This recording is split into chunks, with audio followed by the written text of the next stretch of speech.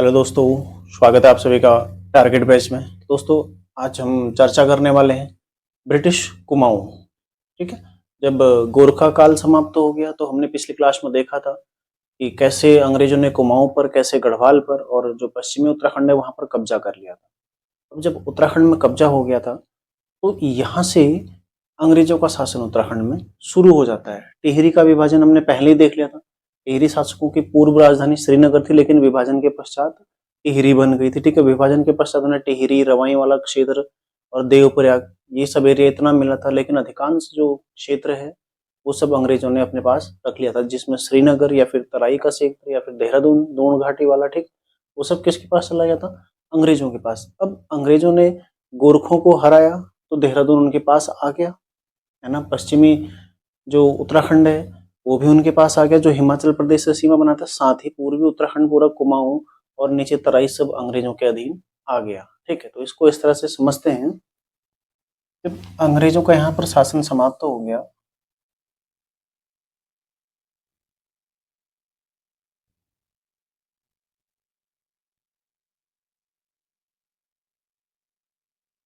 ठीक है, माने उत्तराखंड है। देखो यहाँ ये देहरादून का एरिया हो गया, ये हरिद्वार का एरिया। जो अंग्रेजों के, जो टिहरी नरेशों के पास था, केवल लगभग इतना एरिया था। ठीक है, इतना एरिया। यहाँ से अलकनंदा नदी आती है, यहाँ मंदाकिनी नदी। ठीक है, अलकनंदा आई, इनकी घाटी यहाँ गंगा जो देवप्रयाग में आती है, भागीरथी नदी। ठीक है। साथ ही अलकनंदा के साथ साथ आगे ऋषिकेश और नरेंद्र नगर वाला एरिया हो गया, और यहाँ तक का पूरा ये जो एरिया था ये टिहरी रियासत में था। टिहरी रियासत, ठीक है, टिहरी रियासत में था। साथ ही जो पूरा शेष एरिया ये सब किस में है? शेष आ गया अंग्रेजों के अधीन। ठीक है, शेष किस में आ गया? अंग्रेजों के अधीन आ गया।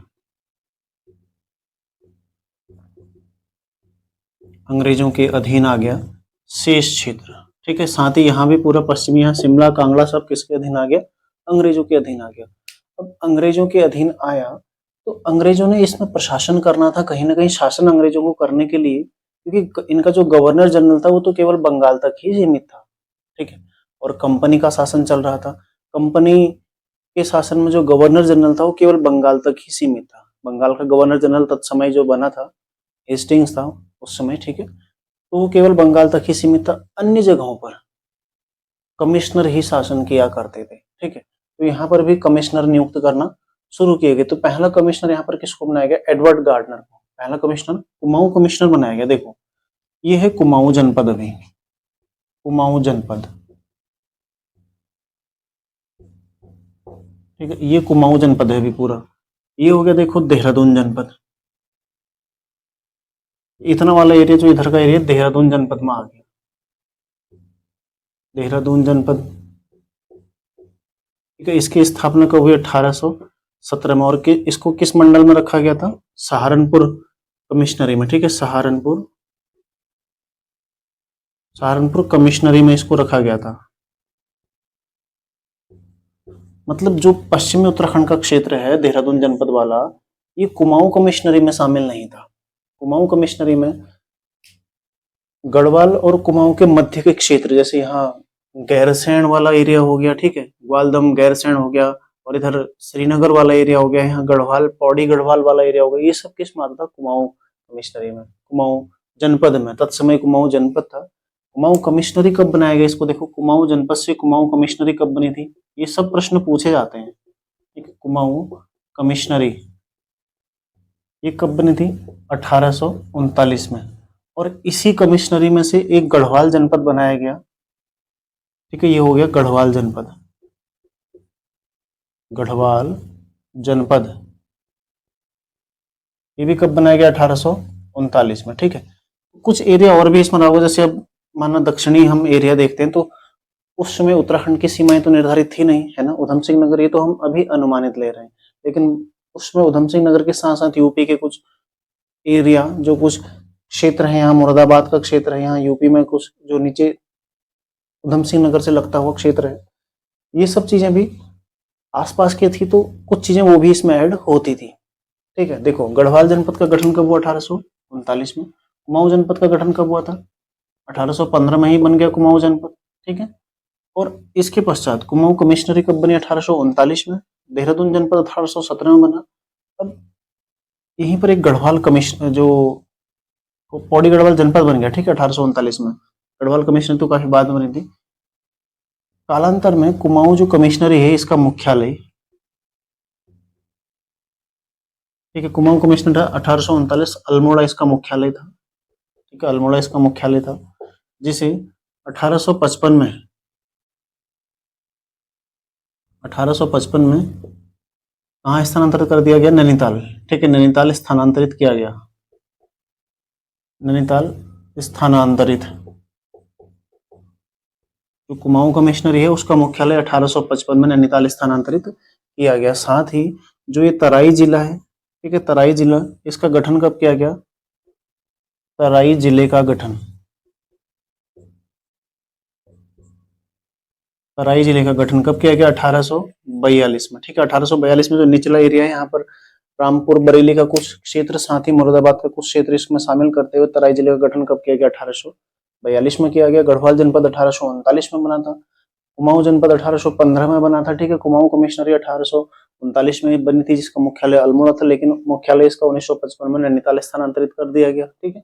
और साथ ही देहरादून जनपद 1817 में बना था, जो कि सहारनपुर कमिश्नरी में शामिल किया गया था। ये है जो क्षेत्र है अंग्रेजों के अधीन। बाद में देखो कुमाऊं जनपद को ही दो हिस्सों में बांट दिया गया। कुमाऊं जनपद दो हिस्सों में बट गया कब? 1891 में, ठीक है, 1891 में दो हिस्से। कौन कौन सा? एक बना नैनीताल और दूसरा बना अल्मोड़ा। नैनीताल बना, दूसरा कौन बना? अल्मोड़ा। यानी कि जो कुमाऊं जनपद है अब दो भागों में बट गया, एक नैनीताल के रूप में, एक अल्मोड़ा के रूप में, ठीक है।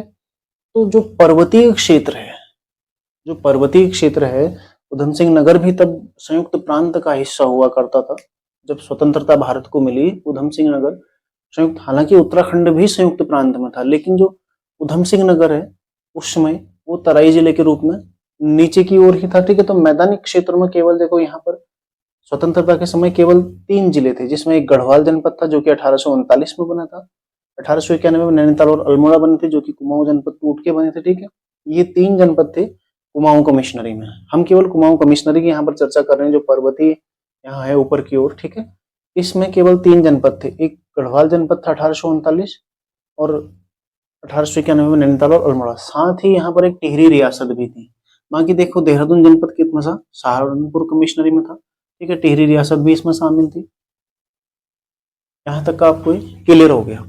अब हम इसको लिखते हैं। देखो जब इतना शासन अंग्रेजों को मिल गया तो उन्होंने इस पर अपना शासन भी चलाना है। शासन चलाने के लिए प्रशासक नियुक्त किया गया। राजा तो यहाँ है नहीं, ठीक है, कंपनी के अधीन शासन चल रहा है, कंपनी बंगाल में बैठती है, तो यहाँ पर उसका एजेंट के तौर पर, ठीक है, उसका प्रशासक, जिसे कुमाऊं कमिश्नर कहा गया, नियुक्त किया गया। और पहला कमिश्नर कौन नियुक्त होता है? Edward Gardner. तो उसके संबंध में चर्चा करते हैं, एडवर्ड गार्डनर। स्क्रीनशॉट लेना चाहो तो ले सकते हो आप लोग। एडवर्ड गार्डनर जो कि 1815 से, ठीक है, 16 तक रहा था। केवल 9 माह इसने शासन किया था। कुमाऊं का ये पहला कमिश्नर था। कुमाऊं का पहला कमिश्नर, ठीक है, कुमाऊं का ये पहला कमिश्नर था। और जून 1815 में इसने, जून 1815 में लड़कों की खरीद फरोख्त पर रोक लगा दी। लड़कों के क्रय विक्रय पर, ठीक है, क्रय विक्रय पर, लड़कों के क्रय विक्रय पर इसने क्या करी? रोक लगा दी, ठीक है, इसने रोक लगा दी। तो ये इसके समय के दो महत्वपूर्ण कार्य हैं। साथ ही देखो हमने देखा था अल्मोड़ा की संधि, अल्मोड़ा में कैसे इसने कब्जा किया था। ममसा और इसके मध्य संधि हुई थी 27 अप्रैल 1815 को, अल्मोड़ा की संधि। वो सब चीजें हम पढ़ चुके, तो यहाँ पर उसको रिपीट करने की अब आवश्यकता नहीं है, ठीक है। इसी के अधीनस्थ के रूप में जो यहाँ पर कार्य करता वो था कमिश्नर ट्रेल, ठीक है। बाद में उसको कमिश्नर का दर्जा दिया गया। तो इसके पश्चात दूसरा कमिश्नर कौन बनता है? कमिश्नर ट्रेल, ठीक है। कमिश्नर ट्रेल जो था इसका नाम था विलियम ट्रेल।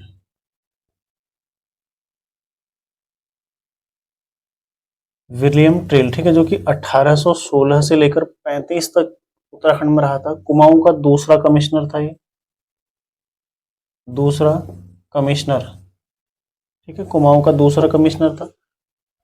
और सबसे बड़ी जो विशेषता देखो, उत्तराखंड में ब्रिटिश शासन का वास्तविक संस्थापक किसको माना था? विलियम ट्रिल को, ठीक है। उत्तराखंड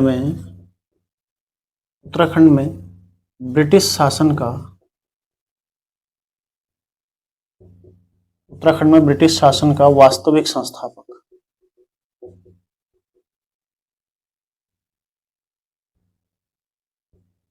किसको माना जाता है? ट्रेल को माना जाता है, ठीक है। देखो, ट्रेल जो है एक ऐसा शासक था जो अपने उच्चाधिकारियों की भी नहीं सुनता था, यानी कि कंपनी की बिल्कुल नहीं सुनता था, ईस्ट इंडिया कंपनी की बिल्कुल भी नहीं सुनता था। इसका जो कार्यकाल था अपनी मनमर्जी का कार्यकाल था, ठीक है। चाहे तो अच्छे कार्य करेगा, चाहे तो नहीं करेगा, मतलब इसका कार्यकाल ऐसा था कि न ये किसी की सुनता था, न किसी को बोलने देता था। इसीलिए इसके शासनकाल को क्या कहा गया है? न अपील, न वकील, न दलील की संज्ञा दी गई है, ठीक है। इसके शासनकाल को क्या दिया गया है कि देखो, इसके शासनकाल को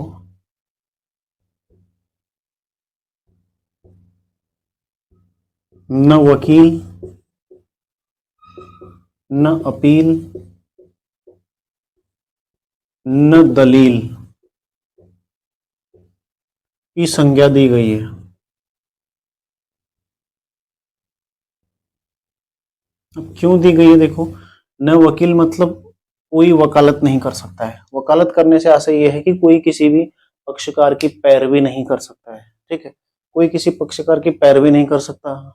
जो ट्रेल साहब ने बोल दिया वो बढ़िया है, सही है, ठीक है, उसमें कोई पैरवी नहीं कर सकता। दूसरा देखो, कोई अपील नहीं कर सकता है, कोई अपील नहीं कर सकता है उसका, ठीक है। यदि माना कहीं पर कोई फैसला होता है तो उसके अगेंस्ट या फिर किसी भी चीज के लिए कोई अपील नहीं कर सकता है, और साथ ही कोई दलील नहीं सुनी जाएगी, ठीक है। कोई यदि दलील देता भी है तो कुछ नहीं सुना जाएगा। मतलब क्या बोलते हैं इसको, ठीक है, हिटलर राज एक हिसाब से समझ लो, जो अपनी मनमर्जी का है वैसा करना है उसने। तो इसलिए इसके शासनकाल को क्या कहा जाता है? न वकील, न अपील और न दलील। हालांकि देखो, अंग्रेजों की नीतियां प्रताड़ित करने की शुरुआत में नहीं थी, क्योंकि अंग्रेज जहां भी गए उनका एकमात्र उद्देश्य था लूट, ठीक है। लूटना कैसे था? मतलब एक कहावत बोलता है ना कि सांप भी मर जाए लाठी भी ना टूटे, उसी तरह से लूटना इनका तरीका था, ठीक है। लोगों को आपस में भिड़ा दिया, भारतीय लोगों को देखो आपस में भिड़ा दिया और अपना लूट के चले गए। ये थी अंग्रेजों की नीतियां, ठीक है। तो उन्होंने, अब कुमाऊं में जो कुमाऊं कमिश्नरी में जनता थी या फिर उत्तराखंड की जो तत्समय की जनता थी, ये गोरखा राज से त्रस्त हो चुकी थी। गोरखा राज में देखो, पुरुषों को बेचा गया, महिलाओं को बेचा गया दास बनाकर हरिद्वार में, ठीक है। मतलब बहुत ज्यादा अत्याचार उस काल में हुआ था।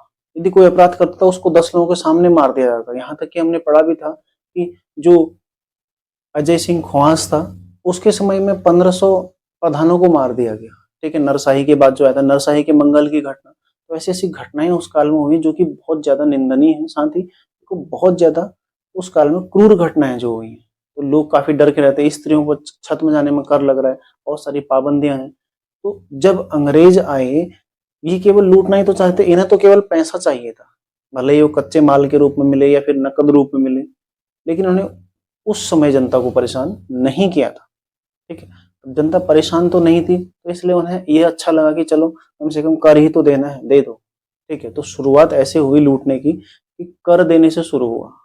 नीति अंग्रेजों की हमेशा से वही रही थी। देखो, कभी भी प्लासी का युद्ध उन्होंने जीता या बक्सर का युद्ध उन्होंने जीता, प्रत्यक्ष शासन नहीं किया वहां पर भी, ठीक है।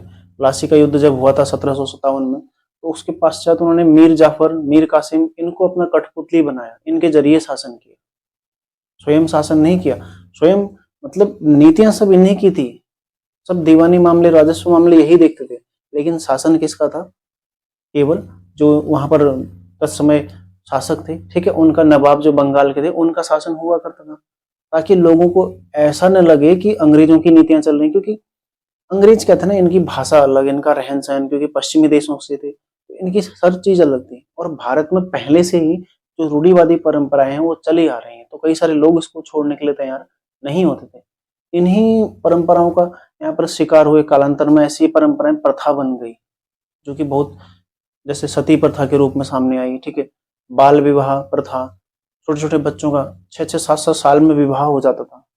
तो ऐसी चीजें भारत में होती रही, मतलब लोग इसको ऐसा नहीं, मतलब करते तो जानबूझकर ही थे, लेकिन एक प्रथा के रूप में कि ऐसा करने से भगवान खुश होते हैं, या फिर इस तरह की जो धारणाएं बन गई मन में लोगों के, ठीक है। तो अंग्रेजों ने यही सोचा था कि यदि प्रत्यक्ष शासन होगा तो कहीं ना कहीं लोग विरोध करेंगे उसका, क्योंकि उनकी नीतियां हर चीज अलग है, उनकी भाषा अलग है। भारत में जो न्याय संहिता है, ये सारी चीजें हैं, वो उनके समझ से बाहर है ना, उनकी न्याय संहिता अलग थी।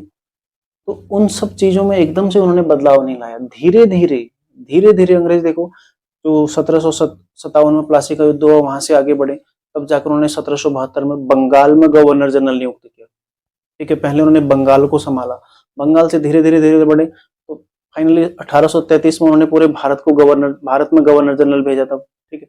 फिर लगा कि कंपनी का शासन उचित नहीं, कंपनी ज्यादा लूट मार कर रही है, 1857 की क्रांति उसका परिणाम थी। उसके पश्चात उन्होंने किसको भेज दिया यहाँ पर, उसके पश्चात जो शासन हो गया वो सीधा ब्रिटिश क्राउन के हाथों में हो गया। तो उन्होंने मतलब धीरे धीरे लोगों को लूटना, और मतलब ऐसे लूटा कि लोगों को पता तक नहीं चला। तो यही नीति देखो कुमाऊं में भी थी इनकी, ठीक है, कुमाऊं में भी ऐसी इनकी नीतियां रही। और कुमाऊं के लोग तो ऑलरेडी गोरखाली जो शासन था उससे परेशान थे, उन्हें अंग्रेजों का शासन ज्यादा बेहतर लगा उन्हें।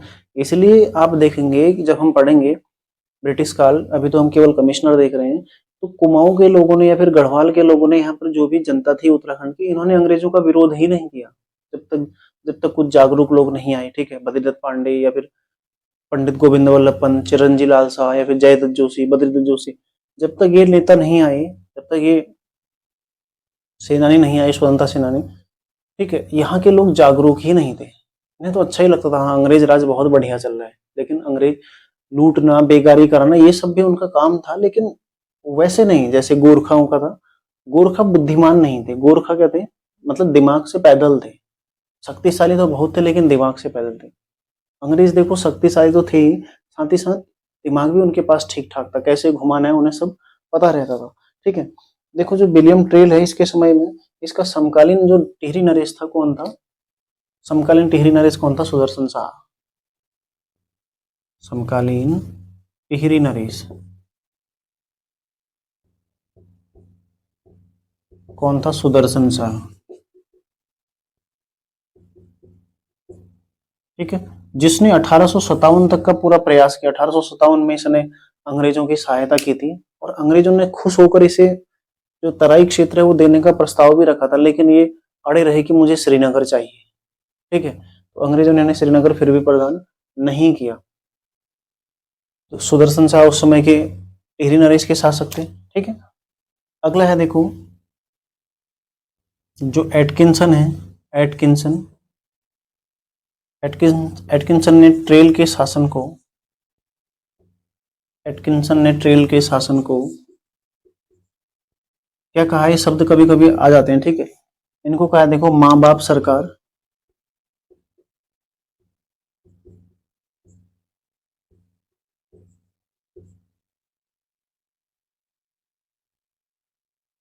सख्त तथा एकतंत्री, सख्त तथा एकतंत्री कहा है, कभी कभी ऐसे कथन आते हैं, ठीक है, एकतंत्री कहा है। तो विलियम ट्रेल के शासन को क्या कहा इन्होंने, माँ बाप सरकार, सख्त तथा एकतंत्री कहा है। देखो यदि विलियम ट्रेल के समय में कुछ कार्य देखें तो 1816 में अल्मोड़ा जेल की स्थापना, 1816 में अल्मोड़ा जेल बनी, प्लस 1821 में पौड़ी जेल की स्थापना, पौड़ी जेल की स्थापना, ठीक है। 1816 में अल्मोड़ा जेल की स्थापना और 1821 में पौड़ी जेल की स्थापना हुई थी। उत्तराखंड में डाक सेवा शुरू हुई थी इसके समय में, उत्तराखंड में डाक सेवा की शुरुआत, ठीक है, उत्तराखंड में डाक सेवा शुरू हुई थी, यानी कि संपूर्ण उत्तराखंड में डाक सेवा हुई थी। हालांकि इससे पहले भी डाक यहाँ पर शुरू हो गई थी, जो एडवर्ड गार्डनर है उनके समय में 1815 में ही, ठीक है, यहाँ पर ही लिख लो 1815 में, क्योंकि 1815 में मैंने आपको बताया था कौन थे, एडवर्ड गार्डनर थे, ठीक है, इसलिए 1815 में देखो 1815 में अल्मोड़ा और श्रीनगर के मध्य, ये प्रश्न 2019 की एक परीक्षा में आया था, अल्मोड़ा से श्रीनगर के मध्य। ठीक है, जो हाई कोर्ट का हुआ था क्लर्क और स्टेनो वाला, उसमें ये प्रश्न बना हुआ है। 1815 में अल्मोड़ा श्रीनगर के मध्य डाक सेवा शुरू हो गई थी।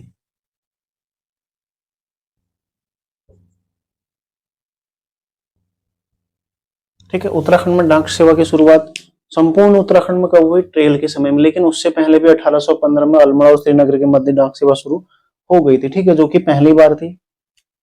इसने देखो पटवारी का पद सृजित किया, पटवारी के पद इसने सृजित किए। सृजित मतलब बनाए, सृजित किए। ठीक है, मतलब पटवारी नियुक्ति इसने शुरू कर दी। किसने? कमिश्नर ट्रेल ने। साथ ही इसने डबल लॉक व्यवस्था, सरकारी खजानों के नियंत्रण के लिए, सरकारी खजानों के नियंत्रण के लिए, डबल लॉक व्यवस्था, डबल लॉक व्यवस्था किसने शुरू की थी? ट्रेल ने।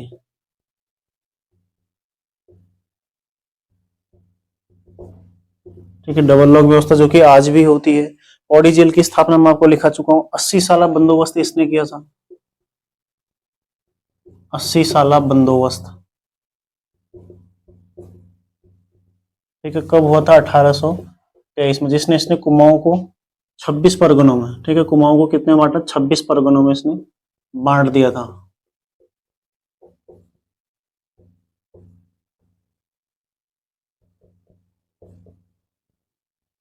ठीक है, 26 बंदोबस्त किया, उसमें 26 परगनों में इसको बांट दिया, और जहां पर जिस तरह की परिस्थिति है उस हिसाब से कर लिया जाता था। ठीक है, आबकारी विभाग की स्थापना किसी ने? 1822 में।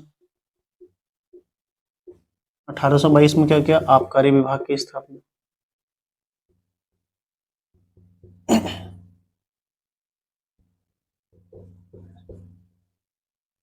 ठीक है, साथ ही देखो इसके समय में जो महत्वपूर्ण चीजें हैं वो सारी मैं आपको लिखा ही चुका हूँ।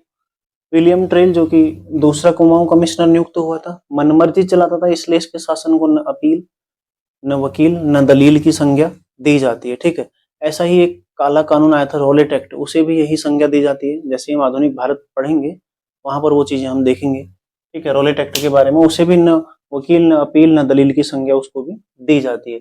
ये प्रश्न जो बना था वीडियो वीपीडियो जब हुआ था 2021 में, जो लीक हो गया था, ठीक है, उसमें ये प्रश्न बना हुआ था, न वकील, न अपील, न दलील की संज्ञा। उसका जो पहली शिफ्ट का पेपर था वहां पर ये प्रश्न आया था। देखो समकालीन टिहरी नरेश कौन है? सुदर्शन शाह। उस काल में टिहरी नरेश कौन थे? सुदर्शन शाह थे। एटकिंसन ने ट्रेल के शासन को क्या कहा गया? माँ बाप सरकार, सख्त तथा एक तंत्री शासन कहा है। साथ ही देखो 1816 में अल्मोड़ा और 1821 में पौड़ी जेल की स्थापना हुई थी। 1822 में उन्होंने डाक सेवा शुरू की, और 1815 में अल्मोड़ा से श्रीनगर के मध्य पहले ही डाक सेवा शुरू हो चुकी थी। ठीक है, पटवारी के पद इन्होंने सृजित किए थे। सरकारी खजानों के नियंत्रण के लिए डबल लॉक व्यवस्था शुरू की। 80 साल बंदोबस्त किया 1826 में, 1823 में होगा। ठीक है, 1826 ने 1823, इसको आप लोग लिखिएगा। और 23 परगनों में कुमाऊं को विभाजित कर दिया। कुमाऊं विभाजित कर दिया परगनों में, तो कहीं ना कहीं उसे जो लगान वसूलना है, माल गुजारी वसूलना है, क्या हो जाएगा? आसान हो जाएगा, यानी कि कर वसूलना आसान हो जाएगा। ठीक है, और साथ ही 1822 में इसने आबकारी विभाग की भी स्थापना की थी। इसके समय की एक और जो महत्वपूर्ण घटना है, इसने 1822 में खच्चर सेना विकसित की। ठीक है, खच्चर सेना विकसित की, जो कि असफल प्रयास था किसको हटाने के लिए? बेगार को हटाने के लिए। ठीक है, बेगार को हटाने के लिए। ठीक है, जो कुमाऊं में बेगार प्रथा थी उसके लिए इसने खच्चर सेना विकसित की, लेकिन ये क्या रहा? असफल रहा। ठीक है, ये प्रयास क्या रहा? असफल प्रयास ही रहा था। ठीक है, ध्यान रखिएगा। 1822 में खच्चर सेना विकसित की थी बेगार को हटाने के लिए, लेकिन ये प्रयास क्या रहा? असफल रहा। तो कमिश्नर ट्रेल के संबंध में सारे फैक्ट हमारे हो गए, स्क्रीनशॉट ले लो। आगे बढ़ते हैं हम, देखो इसी में आ जाएगा। आगे बढ़ते हैं हम कर्नल गोबन। ठीक है, कर्नल गोबन।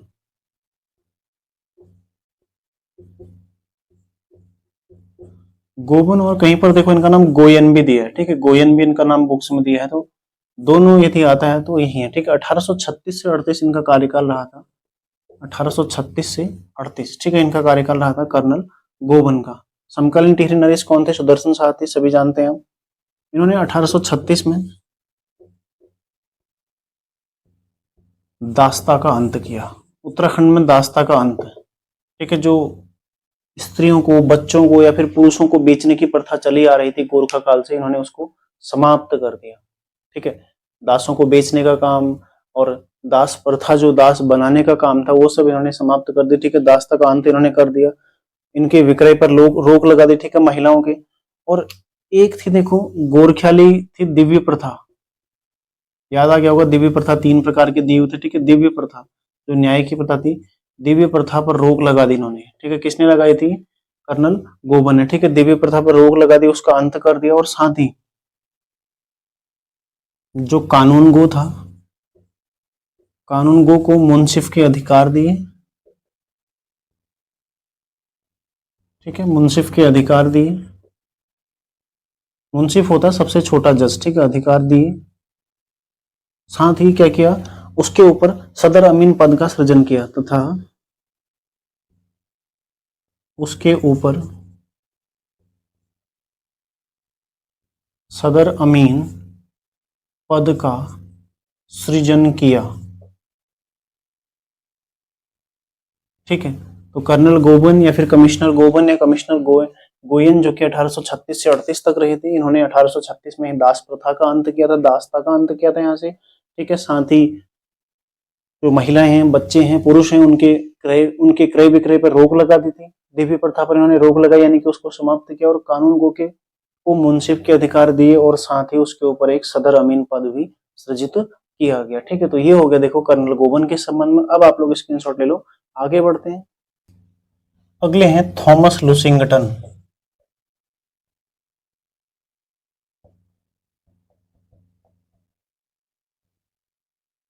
ठीक है, जो कि 1838 से लेकर 48 तक के कमिश्नर रहे थे।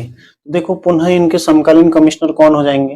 जो इनके समकालीन टिहरी नरेश कौन हो जाएंगे? सुदर्शन शाह। ठीक है, सुदर्शन शाह हम पढ़ चुके हैं कि 1815 से 1859 तक वो टिहरी नरेश रहे थे। ठीक है, तो थॉमस लुसिंगटन के समय की जो घटना है, यहाँ पर देखो, सबसे पहले 1839 कुमाऊं कमिश्नरी, कुमाऊं कमिश्नरी का गठन। ठीक है, दूसरी घटना देखो 1839 में ही गढ़वाल जनपद का गठन।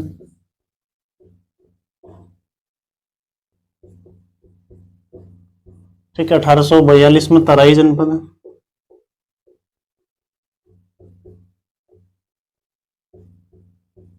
इनमें से प्रत्येक प्रश्न बना हुआ। ठीक है, 1842 में तराई जनपद का गठन हुआ था, और 1842 में ही नैनीताल में नगरीकरण आरंभ हुआ। नैनीताल में नगरीकरण आरंभ।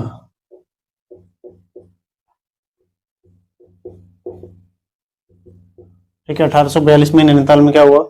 नगरीकरण आरंभ हो गया। और साथ ही देखो, इसके अलावा 1843 में, यहां पर देखो, 1843 नैनीताल में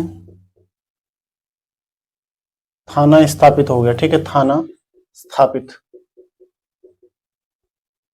जो ऊपर हमने देखे थे ना अभी, कमिश्नर गोबन, उसमें लिख लीजिएगा अल्मोड़ा थाना स्थापित। ठीक है, अल्मोड़ा थाने की स्थापना हुई थी 1837।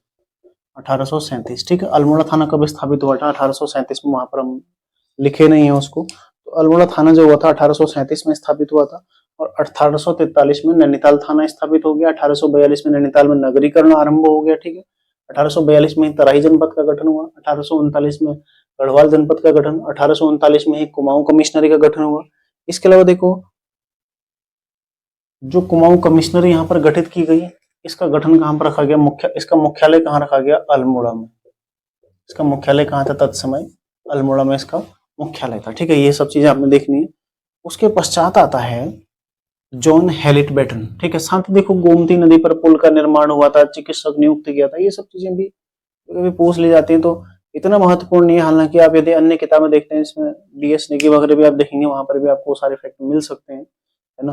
या फिर कोई भी आप किताब जिसमें उत्तराखंड का इतिहास थोड़ा बहुत दिया है, तो जो मेन मेन चीजें वो मैंने आपको लिखा दी है यहाँ पर। ठीक है, अगला है जॉन हेलिट बैटन। जॉन हेलिट बेटन, जो कि 1848 से लेकर 56 तक कुमाऊं कमिश्नर रहा था। ठीक है, जॉन हेलिट बेटन 1848 से लेकर 56 तक कुमाऊं कमिश्नर रहा था। इसके समय को कुमाऊं में ब्रिटिश शासन का स्वर्ण युग कहा जाता है। ठीक है, इसके काल को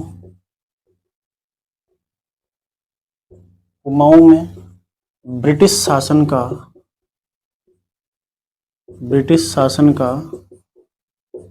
स्वर्ण युग कहा जाता है। ठीक है, स्वर्ण युग कहा जाता है, तो ये ध्यान रखिएगा आप लोग। क्वेश्चन बन सकता है निम्न में से किस कमिश्नर के काल को कुमाऊं में ब्रिटिश शासन का स्वर्ण युग कहा जाता है? किसके शासन काल को कहा जाता है? ये कहा जाता है जॉन हेलिट बेटन। इसके अलावा इसके समय की जो अन्य महत्वपूर्ण घटनाएं, इसने देखो प्रशिक्षित पटवारियों की नियुक्ति की। प्रशिक्षित पटवारी मतलब कुमाऊं में पहली बार प्रशिक्षित पटवारियों की नियुक्ति इसने की। हमने देखा था कि कमिश्नर ट्रेल ने पटवारी सजित कर दिए थे, नियुक्त कर दिए थे, लेकिन वो मतलब ऐसे ही किसी भी व्यक्ति को पटवारी बना दिया था। लेकिन इसने कहा कि भाई जो अच्छी तरह से ट्रेंड है, प्रशिक्षित है, ठीक है, उसी को यहाँ पर पटवारी नियुक्त किया जाएगा। अगला है 1855 में कुमाऊं कमिश्नरी का मुख्यालय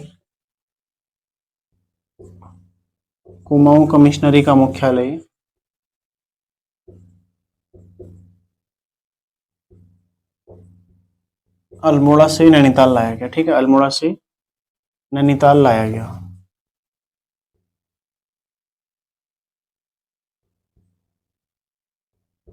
ठीक है, ये भी आपने ध्यान रखना है, जो जॉन हेलिट बेटन के समय की ये घटना है। साथ ही देखो गढ़वाल में प्रथम सस्पेंशन ब्रिज का निर्माण इसका इसी के काल में हुआ था। गढ़वाल में प्रथम, क्योंकि गढ़वाल जनपद भी कुमाऊं के अधीन था ना, कुमाऊं कमिश्नरी के अंतर्गत ही आता। 2 जनपद बने थे, गढ़वाल जनपद, एक कुमाऊं जनपद। गढ़वाल में प्रथम सस्पेंशन ब्रिज, जो झूला पुल होता है, ठीक है, का निर्माण इसी के काल में हुआ था। किसने किया था?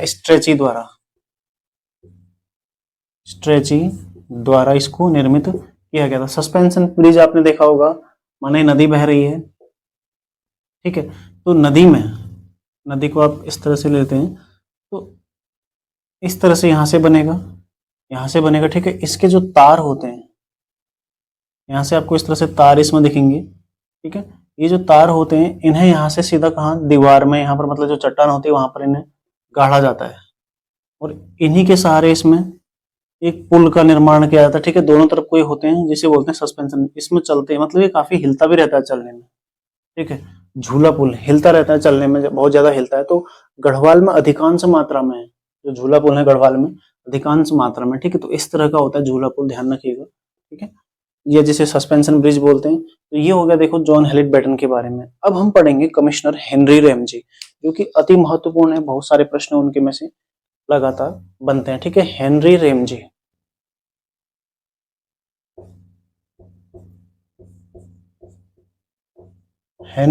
जो कि 1856 से लेकर 84 तक। सबसे बड़ी बात देखो, सर्वाधिक कार्यकाल कुमाऊं कमिश्नरों में जितना भी कमिश्नर रहे हैं, सबसे ज्यादा कार्यकाल किसका है? हेनरी रैमजे, ठीक है। कमिश्नरों में सर्वाधिक कार्यकाल किसका है? हेनरी रैमजे का, ठीक है, सर्वाधिक कार्यकाल। दूसरा देखो, इनके समय की महत्वपूर्ण घटना क्या है? ये कहाँ के निवासी थे? स्कॉटलैंड के, ठीक है, स्कॉटलैंड के निवासी थे। कहाँ के निवासी थे? स्कॉटलैंड के निवासी थे। और जो डलहौजी था ना, भारत का गवर्नर जनरल, डलहौजी था भारत का गवर्नर जनरल 1848 से 56 के मध्य में, तो उसके क्या थे? कजन थे, यानी कि चचेरे भाई थे, ठीक है।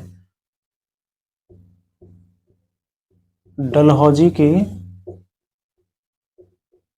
चचेरे भाई कौन थे? हेनरी रैमजे, ठीक है। मतलब इनके बारे में ऐसा लिखा है कि बहुत ज्यादा क्या थे?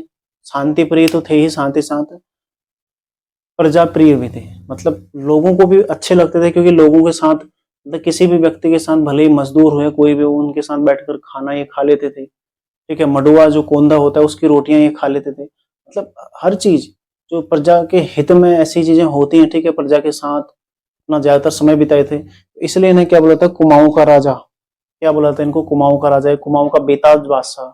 ऐसा बादशाह जिसने बिना ताज के शासन, अभी आरओ में क्वेश्चन बना था, निम्न में से किसने बिना ताज के, मतलब राजा का पद कभी मिला नहीं, लेकिन फिर भी इन्हें राजा कहा गया है। क्यों? क्योंकि इनके व्यवहार कुशल होने की वजह से। ठीक है, ये इतने प्रजाप्रिय थे कि इन्हें क्या बोला जाता है, किंग ऑफ कुमाऊं, या फिर कुमाऊं का राजा इनको कहा जाता है। ठीक है,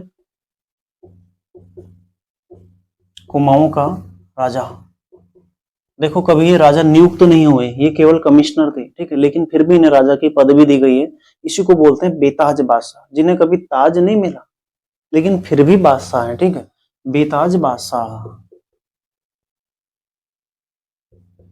ये आरओ में प्रश्न बना हुआ था अभी, आरओ के प्री में, कि निम्न में से कौन है जो मतलब बिना ताज के शासक रहे थे। तो कौन रहे थे, हेनरी रैमजे। ठीक है, इन्हें क्यों कहा जाता है मैंने आपको बता दिया, क्योंकि प्रजाप्रिय थे।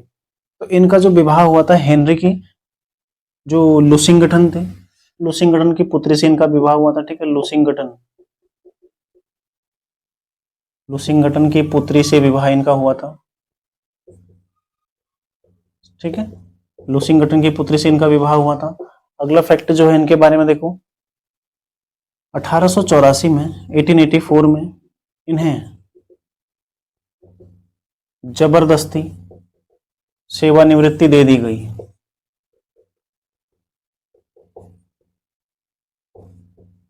सेवानिवृत्ति दे दी गई। ठीक है, देखो आप लोगों का एडमिट कार्ड आ गया है, तो आप लोग एडमिट कार्ड अपना डाउनलोड कर ले। एडमिट कार्ड आया नहीं अभी, मतलब 7 जनवरी को आ जाएगा। तो अपना एडमिट कार्ड देख के अपने सेंटर के हिसाब से आप लोग जाइएगा। मुझे ऐसा लगता है कि जो गढ़वाल में है उनका हरिद्वार, या फिर हरिद्वार ही यहाँ पर शायद सेंटर है, और रामनगर और नैनीताल 3 सेंटर हैं लड़कों के लिए। साथ ही जो लड़कियां हैं उनके लिए रुद्रपुर है, और साथ ही देहरादून है।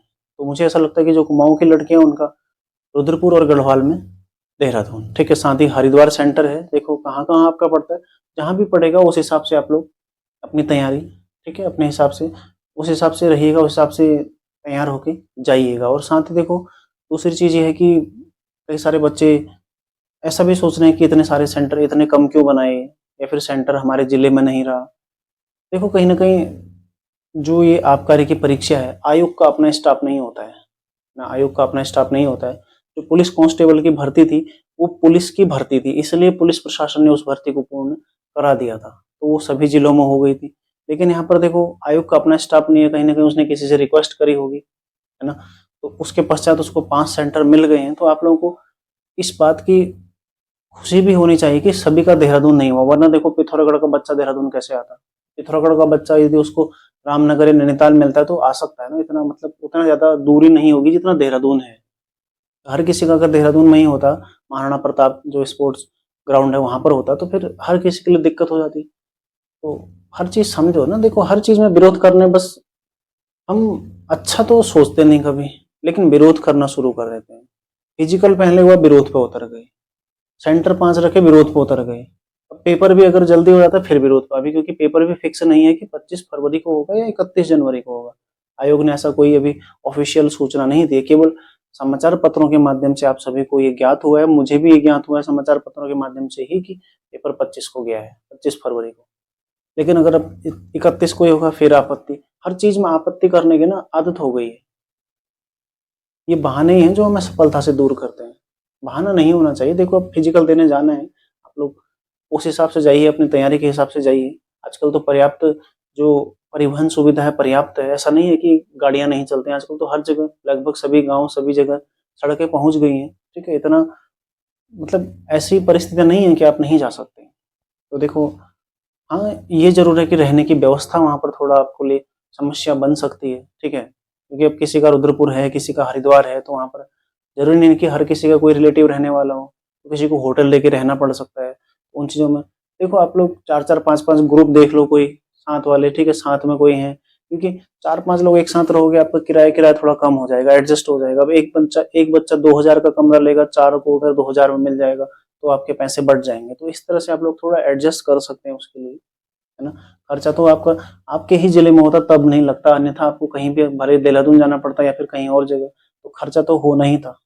लेकिन देखो आपको निकलना भी है, तैयारी आपको करनी है, आपको नौकरी चाहिए, थोड़ा बहुत रिस्क तो आपको थोड़ा बहुत तो देना ही पड़ेगा। और साथ ही आप लोग ये जरूर कर सकते हैं, ठीक है, आसपास देख लो, आपके जानने में आपके मित्र लोगों ने, कई सारे बच्चों ने फॉर्म भरा होगा, क्योंकि 95,000 बच्चों ने फॉर्म भरा है। तो जो भी है अपने एक ग्रुप में चले जाइए, 4-5 के ग्रुप में चले जाइए, जिससे आपको जो होटल वगैरह का किराया है वो कम हो जाए, वो बढ़ जाएगा 4-5 में, तो वो आपका उतना कम हो जाएगा, ठीक है। तो इस तरह से आप लोग एडजस्ट कर सकते हैं। देखो लेकिन हर चीज का विरोध न करें। अगला देखो, इन्होंने तराई भाबर का विकास किया था, लेकिन ये इन्हें जबरदस्ती सेवानिवृत्ति दे दी गई, लेकिन ये 1892 तक कहाँ रहे, अल्मोड़ा में ही रहे थे, ठीक है, अल्मोड़ा में रहे। फिर देखो इन्होंने क्या किया, तराई का विकास किया था, तराई का विकास किया,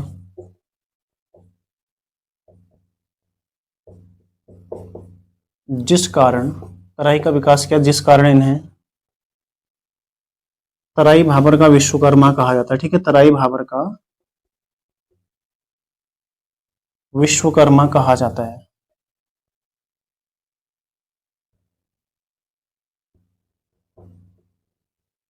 जिस कारण है तराई भाबर का विश्वकर्मा कहा जाता है, ठीक है। साथ ही देखो, उत्तराखंड में आपदा प्रबंधन का पहला प्रयास इन्होंने किया था, उत्तराखंड में आपदा प्रबंधन का पहला प्रयास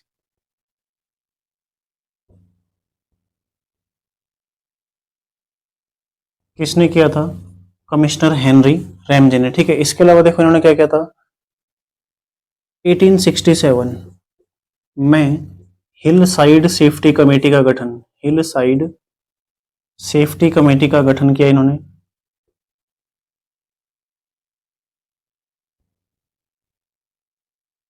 लगातार जो नैनीताल में भूस्खलन हो रहे थे, ठीक है, उसकी जांच के लिए उन्होंने हिल साइड सेफ्टी का गठन किया था। लेकिन इन्हीं के समय में 1880 में पुनः नैनीताल में भूस्खलन की घटना सामने आई थी, ठीक है। अगला देखो, 1854 में एक कुष्ठ आश्रम की स्थापना की,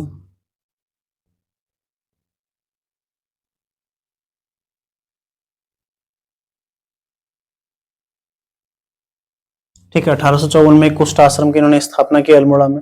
देखो 1800, इसको एक बार मैं यहाँ का मिटा देता हूँ, ठीक है, ये आपने स्क्रीनशॉट ले लिया होगा, इसको मैं यहाँ का मिटा देता हूँ।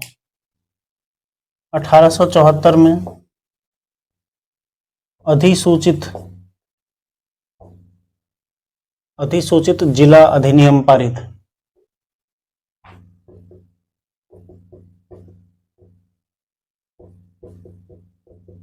ठीक है, अधिसूचित जिला अधिनियम पारित किया गया था इन्हीं के समय में 1874 में, जिसके तहत 1931 में यहाँ पर वन पंचायतों का गठन किया गया था, ठीक है। इसी के तहत 1931 में वन पंचायतों का गठन किया गया था।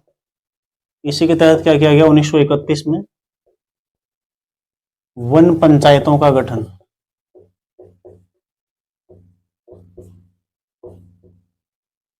ठीक है। इसके समय की जो अन्य घटनाएं हैं उसमें देखो, 1856 में, 1856, 1858 में, ठीक है, 1858 में नैनीताल में भारत के पहले मेथोडिस्ट चर्च की स्थापना, भारत के पहले मेथोडिस्ट चर्च की स्थापना, ठीक है, मेथोडिस्ट चर्च की स्थापना किसके समय में हुई थी, जो हेनरी रैमजे, इन्हीं के समय में हुई थी, ठीक है। और किसने की थी, विलियम बटलर ने, विलियम बटलर, ठीक है, इनके द्वारा की गई थी भारत के पहले मेथोडिस्ट चर्च की स्थापना। शांति को जो 1857 का सैन्य विद्रोह हुआ था, 1857 का सैन्य विद्रोह, इसके समय में भारत, जो कुमाऊं का कमिश्नर कौन था, कुमाऊं कमिश्नर कौन था, रैमजे, ठीक है, कुमाऊं कमिश्नर कौन था, रैमजे। ये प्रश्न भी कई बार बना हुआ, 1857 के विद्रोह में कुमाऊं कमिश्नर कौन था, रैमजे था, ठीक है, ध्यान रखिएगा। अगला देखो, 1883 में तराई इम्प्रूवमेंट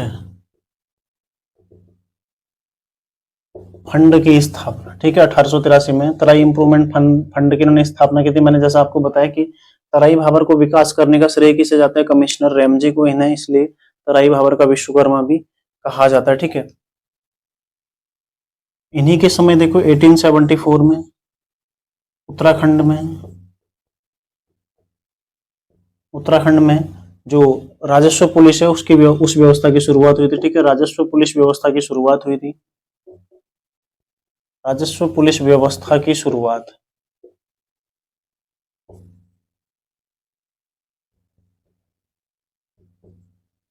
किसके समय में हुई थी, रैमजे के समय में। और जब 1857 की क्रांति हुई थी ना, इसके विद्रोह को दमन करने के लिए उन्होंने यहाँ पर मार्शल लॉ लागू किया था। इसको आप लोग ध्यान रखिएगा। विकेट बंदोबस्त हुआ था इन्हीं के समय में, विकेट बंदोबस्त, जो कि अति महत्वपूर्ण है। विकेट बंदोबस्त कब हुआ था, 1863 से 73 के मध्य के लिए, ठीक है। विकेट बंदोबस्त हुआ था। इसमें ये पहला वैज्ञानिक तरीके से हुआ बंदोबस्त था, ठीक है। पहला वैज्ञानिक तरीके से बंदोबस्त हुआ था, जो पहला था, ठीक है। वैज्ञानिक तरीके से हुआ पहला बंदोबस्त था उत्तराखंड में, जो कि विकेट के द्वारा किया गया था, विकेट बंदोबस्त। लेकिन किसके समय में हुआ था, हेनरी रैमजे के समय में, ठीक है। विकेट बंदोबस्त कौन सा था, ये नवा बंदोबस्त था, ठीक है। ये नवा बंदोबस्त था, कुल नवा बंदोबस्त था, ठीक है। इसमें भूमि को 5 भागों में बांट दिया गया, भूमि 5 भागों में बांट दी गई, ठीक है। अब ये 5 भाग कौन कौन थे ये भी लिख लो। देखो, एक था तलाव, ठीक है। तलाव अभी आया था, आरओ के पेपर में तलाव पूछा गया था, ठीक है। तलाव था। दूसरा था उपराव, तलाव या तालाव भी होता है इसका, ठीक है। तलाव, उपराव था, ठीक है। उपराव था। तीसरा कौन सा था, उपराव। एक तो उपराव अपर था, ठीक है। उपराव द्वयम, उपराव अव्वल या अपल, ठीक है। उपराव अव्वल और उपराव द्वयम,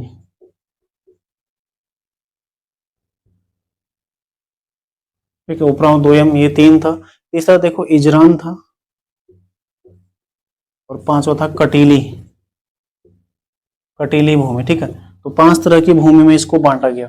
जो तलाव थी ये सिंचित भूमि थी, सिंचाई वाली, ठीक है। सिंचाई वाली भूमि कौन सी थी, तलाव। उपराव कौन सी थी, जो पर्वतीय ऊंचे स्थानों की, मतलब ये पर्वतीय ऊंचे स्थान, पर्वतीय निचले स्थान, ये पर्वतीय ऊंचे स्थान, पर्वतीय निचले, ठीक है। ये द्वितीय श्रेणी की हो गई।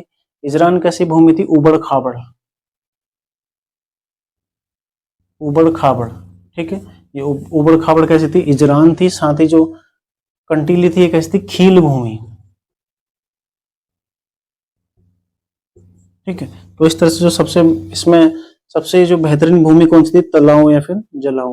उपराव अव्वल और उपराव द्वयम भी कुछ हद तक कृषि के लिए उपयुक्त थे, ठीक है। तो ये आपने ध्यान रखना है। अन्य देखो, पहले इसका एक स्क्रीनशॉट ले लो, आगे बढ़ते हैं, आगे अन्य कमिश्नरों के बारे में चर्चा करते हैं, ठीक है। तो ये है देखो कमिश्नर हेनरी रैमजे, कुमाऊं का बेताज बादशाह क्यों इनको कहा जाता है मैं आपको बता चुका हूँ। साथ ही इनके समय में इनका सर्वाधिक कार्यकाल रहा है। एक बार प्रश्न ये भी बना हुआ है कि हेनरी रैमजे का कार्यकाल किस वर्ष से किस वर्ष तक रहा था। अब सीधा आप लोग देख के बता दो कि 1856 से 1884 तक रहा था, ठीक है। इस बीच में देखो गढ़वाल में भवानी शाह आए, प्रताप शाह आए, ठीक है। टिहरी नरेश भी अपने साथ साथ ध्यान रखने, स्कॉटलैंड के निवासी थे। जब आप मेंस देखेंगे समीक्षा अधिकारी, जो 2016 वाला मेंस हुआ था 2018-19 में या 17 में, तो वहां पर एक प्रश्न बना हुआ था कि हेनरी रैमजे किस जो गवर्नर जनरल है उसके चचेरे भाई थे। तो किसके थे, डलहौजी के, ठीक है। डलहौजी के चचेरे भाई थे। इन्हें कुमाऊं का राजा बेताज बादशाह कहा जाता है। मैं बता चुका हूं आपको, जो लुसिंगटन था उनकी पुत्री से इनका विवाह हुआ था। 1884 में इन्हें जबरदस्ती सेवानिवृत्ति दे दी गई, लेकिन उसके बावजूद 1892 तक अल्मोड़ा में ही रहे थे, ठीक है। इन्हें अल्मोड़ा से ऐसा लगाव था। बद्रीदत्त पांडे जी लिखते हैं कि इनके बेटे ने जबरदस्ती यहाँ से ले गई, मतलब ये जाने को तैयार ही नहीं थे। कुमाऊं से इन्हें इतना लगाव हो गया था कि ये जाने को तैयार ही नहीं थे यहाँ से, इसलिए इन्होंने कभी जनता को परेशान नहीं किया, ठीक है। जनता को मतलब प्रताड़ित नहीं किया, ऐसे कार्य नहीं किए। किसी के घर पे भी बैठ के खाना खा रहे, मजदूरों के यहाँ भी खाना खा ले रहे, ठीक है। हर चीज कर रहे हैं, इसलिए इन्हें क्या बोला था, कुमाऊं का बेताज बादशाह। लोगों के दिलों में इन्होंने राज किया था, बिल्कुल, ठीक है। साथ ही देखो रामनगर की स्थापना इन्होंने की थी, हम पहले ही पढ़ चुके हैं। रामनगर जो जिला दर्शन सीरीज है वहां पर हम उसको देख चुके हैं। साथ ही तराई का विकास इन्होंने किया, जिस कारण इन्हें तराई भाबर का विश्वकर्मा कहा जाता है। और तराई विकास के लिए उन्होंने तराई इंप्रूवमेंट फंड की स्थापना की थी, कब? 1883 में। उत्तराखंड में आपदा प्रबंधन का पहला प्रयास इनके द्वारा किया गया, ठीक है। नैनीताल में भूस्खलन के लिए उन्होंने हिल साइड सेफ्टी कमेटी का गठन किया था 1870 में, 67 में। 1854 में कुष्ठ आश्रम की स्थापना, ये 54 में तो पहले ही, ठीक है, ये तो पहले हो गई होगी। एक कुष्ठ आश्रम की स्थापना, इसको मैं आपको क्लियर करके, ठीक है, पिन कर दूंगा। ये 1854 नहीं होगा, सीधा लिखो। कुष्ठ आश्रम की स्थापना इन्होंने की थी कुमाऊं में पहली बार, ठीक है, कुष्ठ आश्रम की स्थापना। क्योंकि 54 में तो कौन थे? बेटन थे, ये नहीं थे, ठीक है। ये मैं आपको क्लियर कर दूंगा बाद में, या अगली क्लास में आपको मैं क्लियर कर दूंगा इसको, ठीक। अगला देखो, 1874 में अधिसूचित जिला अधिनियम पारित किया गया और 1931 में इसी अधिनियम के जरिए, ठीक है, इसी अधिनियम के जरिए 1931 में वन पंचायतों का गठन किया गया। 1858 में नैनीताल में भारत के पहले मेथोडिस्ट चर्च की स्थापना, जो कि विलियम बटलर ने की थी। 1857 का सैन्य विद्रोह इन्हीं के समय में हुआ था। साथ ही देखो 1874 में उत्तराखंड में राजस्व पुलिस व्यवस्था की शुरुआत, वैकेट बंदोबस्त इन्हीं के समय में हुआ था, जो कि नवा बंदोबस्त था और वैज्ञानिक तरीके से हुआ, ये पहला बंदोबस्त था, ठीक है। इसमें भूमि को 5 भागों में बांट दिया गया। ये सब चीजें आप देख चुके हैं। अब हम देखेंगे अन्य जो कमिश्नर रहे उन्होंने क्या क्या काम किया, ठीक है। विविध, इनके बारे में विविध तथ्य, कमिश्नरों के बारे में विविध तथ्य, ठीक है। ज्यादा महत्वपूर्ण नहीं है अब जो कमिश्नर है। सबसे एक महत्वपूर्ण है कुली बेगार जो प्रथा हुई थी उस समय कुमाऊं कमिश्नर कौन था, ठीक है। कुली बेगार जो कि कब हुई थी प्रथा, आंदोलन, सॉरी, ठीक है, आंदोलन, कुली बेगार आंदोलन कब हुआ था? 1921। तब कमिश्नर कौन था? पी विंटम, ठीक है, पी विंटम था तब कमिश्नर। ये आपने याद रखना है। अगला देखो, इसके अलावा स्वतंत्रता के समय, भारत की स्वतंत्रता के समय कौन था? भारत की स्वतंत्रता के समय जो कमिश्नर था वो कौन था? डब्ल्यू फिनले, ठीक है, डब्ल्यू फिनले ये कमिश्नर था। और भारतीय कमिश्नर कौन रहा था यहाँ पर अंतिम? भारतीय या अंतिम, पहले भारतीय या फिर अंतिम कमिश्नर कौन थे? बी एल मेहता, ठीक है। ये पूछे नहीं जाते, केवल ध्यान रखना है आपने, ठीक। इसको चेंज करिएगा, के एल मेहता होगा, ठीक है, के एल मेहता है, बी एल मेहता नहीं है, के एल मेहता। तो भारतीय या फिर प्रथम भारतीय कमिश्नर कुमाऊं के या फिर अंतिम कमिश्नर कुमाऊं के कौन थे? के एल मेहता थे। ये हो गया कमिश्नरों के संबंध में सारा फैक्ट। कमिश्नर आज हमने देख लिए, इनके समय में क्या क्या चीजें हुई। अब हम सीधा चर्चा करेंगे उत्तराखंड में ब्रिटिश कालीन जो भी गतिविधियां रही हैं, ठीक है, 1857 में क्या चीजें रही, उसके पश्चात उत्तराखंड में पुनर्जागरण, कैसे यहाँ पर जन जागरण शुरुआत हुई, समाचार पत्रों का उसमें क्या योगदान रहा, फिर कैसे यहाँ पर स्वतंत्रता आंदोलन की शुरुआत हुई, एक राष्ट्रीयता की भावना कैसे आई, और बाद में फिर हम देखेंगे महिलाओं का योगदान उसमें क्या क्या रहा, और साथ ही कैसे स्वतंत्रता में इनका योगदान रहा। ये सब चीजें हम अगली क्लास में देखने वाले हैं, ठीक है। तो मिलते हैं आप लोगों को अगली क्लास में, लेकिन साथ ही उससे पहले आप लोगों के लिए क्या है, होमवर्क।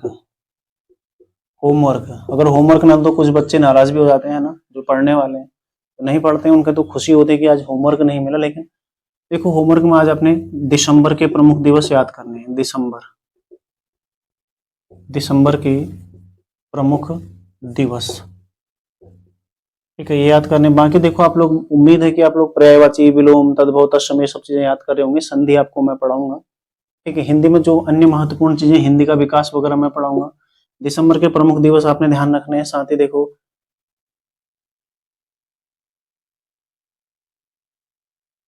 भारतीय राज व्यवस्था तो अभी आप समझ नहीं पाएंगे, इसलिए उसको याद ऐसे रट्टा मारना उचित नहीं है। भारत में जो पत्र पत्रिकाएं रही ना, भारत में पत्र पत्रिकाएं प्लस रचनाएं, बहुत बड़ा टॉपिक है। किसमें? स्वतंत्रता आंदोलन के दौरान, स्वतंत्रता आंदोलन के दौरान, ठीक है। इसको आप लोग करिएगा आज, ये ल्यूसेंटम आपको मिल जाएगा। जो पत्र पत्रिकाएं हैं, किसने कौन सा पत्र निकालता, कॉमरेड किसने निकालता, केसरी किसने निकाला था, मराठा किसने निकाला था, इस तरह के जो जितने भी पत्र पत्रिकाएं हैं या फिर रचनाएं हैं, जो रचनाएं उस टाइम पे हुई थी, इंडियन स्ट्रगल जैसे किसकी रचना है, डिस्कवरी ऑफ इंडिया किसकी रचना है, ये सब चीजें आपने करनी है। और साथ ही स्वतंत्रता आंदोलन के दौरान मतलब ये सारी जो रचनाएं हैं आपने याद रखनी है। ठीक है, तो ये एकमात्र टॉपिक मैं आज आपको दे रहा हूँ। तो आज शनिवार है, इसको आप लोग कर लीजिएगा। कल संडे है, संडे आपका पूरा रिवीजन होगा। ठीक है, पूरा रिवीजन आपने करना है कल को। साथ ही देखो, यदि हो सकेगा, क्योंकि कुछ टेक्निकल फॉल्ट के कारण ना मैं लाइव नहीं आ पाता हूँ संडे के शाम को। मेरा प्रयास तो रहता है कि आप लोगों के समक्ष लाइव आऊँ, बहुत सारे प्रश्नों को लेकर आपको रिवीजन करवाऊँ, लेकिन देखो टेक्निकल फॉल्ट के कारण लाइव हो नहीं पाता है, तो फिर खाली समय नष्ट ना हो इसलिए मैं उसको नहीं करता हूँ। ठीक है, एक बार मैंने प्रयास किया था लेकिन नहीं हुआ, तो फिर भी यदि होगा तो प्रयास करूंगा, क्योंकि मैंने कभी लाइव क्लास आज तक दिया नहीं है। रिकॉर्डेड क्लास में आपको देता हूँ, उसको रिकॉर्ड करके बाद एडिट करना है, तब आपको उसको अपलोड करना है, तब आपको उसको उपलब्ध कराना है। ठीक है, तो इस तरह का मेरा प्रयास रहता है। फिर भी यदि अगर होगा तो मैं प्रयास करूंगा कि मैं आपके समक्ष आऊँ। ठीक है, तो होमवर्क में आपने ये करना है, पूरा रिविजन करना है। यदि मैं आऊंगा तो सुबह आपको सूचित कर दूंगा, तो शाम को रात्रि 8:30 बजे या 9 बजे आप लोग तैयार रहिएगा आधे घंटे के लिए। ठीक है, ज्यादा नहीं आऊंगा, आधे घंटे के लिए यदि हो सकेगा तो, क्योंकि थोड़ा टेक्निकल, क्योंकि देखो इतना मैं भी यूज करता नहीं हूँ फोन को, तो उतनी चीजें मुझे पता नहीं है। ठीक है, जितना मुझे नॉलेज है उस हिसाब से मैं आपको बेहतर देने का प्रयास करता ही हूँ। फिर भी तो मिलते हैं नेक्स्ट क्लास में, तैयारी आप लोग करते रहिए। धन्यवाद।